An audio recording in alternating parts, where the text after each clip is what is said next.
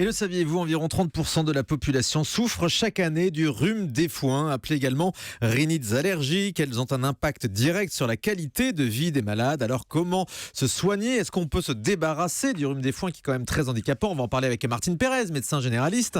Martine, on est en pleine période là, du rhume des foins. Complètement là. Et effectivement, le printemps, c'est pas la fête pour tout le monde. Vous dites, c'est énorme, 30% des Français souffrent de rhume des foins, et ce qui est vraiment très important.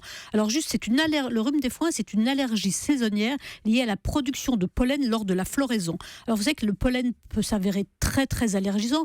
Il est en plus aéroporté, c'est-à-dire qu'il flotte sur des microparticules qui flottent dans l'atmosphère et qui se déplacent. Donc même quand on est dans les villes, loin des champs, même quand on vit dans du béton, on peut souffrir, c'est triste à dire, de rhume des foins. Et donc, et alors je vais juste vous donner les périodes, puisqu'on est en plein. De février à avril, c'est les pollens d'arbres qui sont les plus allergisants, le cyprès et le bouleau. De mai à juillet, ce sont ceux des graminées, c'est-à-dire le foin. Et d'août à octobre, ce sont les herbacées, l'herbe des fossés et les fleurs. Alors, est-ce que vous savez ce que c'est que le pollen ? Exactement. C'est un truc qu'il y a dans les fleurs. Eh ben voilà, c'est à peu près ça, bravo. Bien résumé. Alors, ça constitue chez les végétaux supérieurs, je vous donne la définition exacte, l'élément fécondant mâle de la fleur. Ce sont de minuscules grains de forme plus ou moins ovoïde de quelques microns, et figurez-vous que ce sont les plus petits qui sont les plus allergisants. Alors, comment on reconnaît la rhinite allergique ? Comment on reconnaît le rhume des foins ? Eh bien, en général, ça commence par des éternuements. Vous avez commencé le nez qui vous picote un petit peu. Puis, brutalement, vous avez le nez, la gorge, les oreilles, tout ça qui vous gratte terriblement.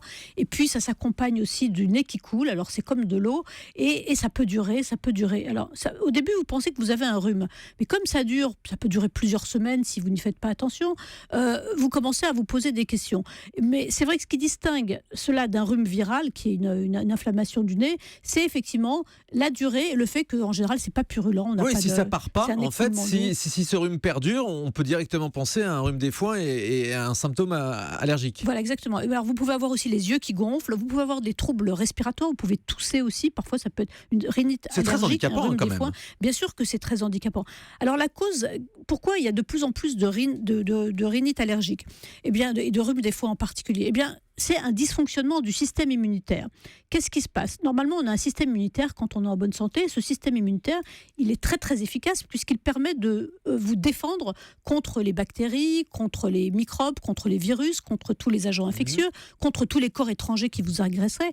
Eh bien, quand vous êtes allergique et quand vous avez un rhume des foins, eh bien, votre système immunitaire dysfonctionne. Ça veut dire qu'il considère que le pollen, c'est un agent agressif. Il se considère vis-à-vis du pollen, il surréagit à du pollen, alors que normalement les gens en bonne santé ne réagissent pas au pollen. Et donc brutalement, il y a une cascade inflammatoire qui se met en route chez les gens qui sont allergiques au pollen, et brutalement, quand le pollen arrive au niveau de la muqueuse, il y a une libération d'une substance qui s'appelle l'histamine, et il y a tous ces phénomènes inflammatoires qui arrivent et qui peuvent être extrêmement pénibles et handicapants, et ça pose des vrais problèmes. Quelqu'un souffre du rhume des foins autour de la table ? Sabrina Philippe, non, pas vous ? Anne Le Gall, oui. Moi j'éternue en salve, c'est très désagréable. Ouais. Mais c'est pas trop grave, vous avez pas ça. Non, voilà. Moi, je me contente de prendre des médicaments sans ordonnance d'ailleurs. Oui, et voilà, ça se traite. Charles Kersac. Et même en ville, il y a une étude récente là, qui a été publiée il y a 15 jours par une équipe allemande qui montre que la pollution atmosphérique, donc dans les villes, la pollution atmosphérique augmente les phénomènes allergiques au pollen. Ça vient potentialiser les pollens avec des muqueuses qui sont encore plus irritées et donc ça décuple les effets. Et moi, ça j'ai remarqué parce qu'avant, je ne souffrais jamais d'allergie en ville depuis que je suis tout petit. Et depuis quelques années, et j'ai l'impression que c'est vraiment en raison de la pollution. Tout le pollen qu'il y a dans les arbres, parfois on est en terrasse et on souffre vraiment de tout assez désagréable, de nez qui coule, les yeux qui gonflent, etc. La pollution potentialise les effets du pollen. Mais par exemple, figurez-vous qu'on a remarqué que les enfants qui sont élevés à la ferme, qui sont en contact très tôt avec des animaux, avec des bactéries, ils ont beaucoup moins de rhinite allergique ou de rhume des foins, y compris quand ils viennent vivre en ville. Ça veut dire que toute cette histoire d'allergie, c'est aussi un environnement extrêmement protecteur depuis notre enfance, qui fait qu'on n'a pas été habitué à certains éléments. C'est ça, voilà. Et donc, bref, alors qu'est-ce que vous allez faire ? Qu'est-ce que vous faites si vous avez un rhume des foins ? Est-ce que ça se traite ? Alors, comme disait Anne tout à l'heure, vous avez un rhume des foins. Si c'est pas trop handicapant, vous avez vu un médecin une première fois qui a posé le diagnostic, et après, vous savez vous traiter. Si c'est juste un éternuement, le nez qui coule, vous apprenez vous-même à connaître les médicaments qui sont vendus sans ordonnance. Si c'est très gênant, il vaut mieux consulter un spécialiste, il vaut mieux consulter un allergologue. D'abord, il va faire des tests.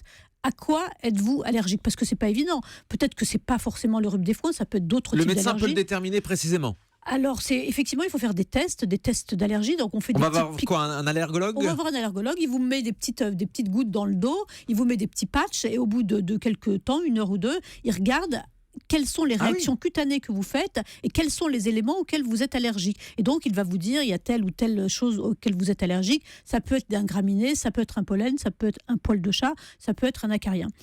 À partir de là, il y a plusieurs options. Ou bien, c'est une allergie qui est légère et vous pouvez d'abord commencer par vous soigner vous-même. Il va vous donner pour la première fois ces fameux médicaments qui sont des antihistaminiques.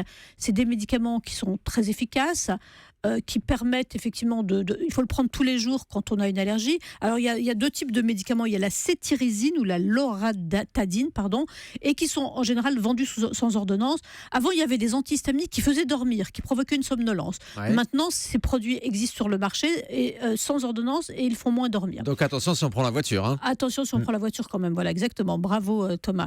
Je vous remercie. Vous êtes très, très fort, vous aussi, en médecine. Appelez-moi Bison Futé.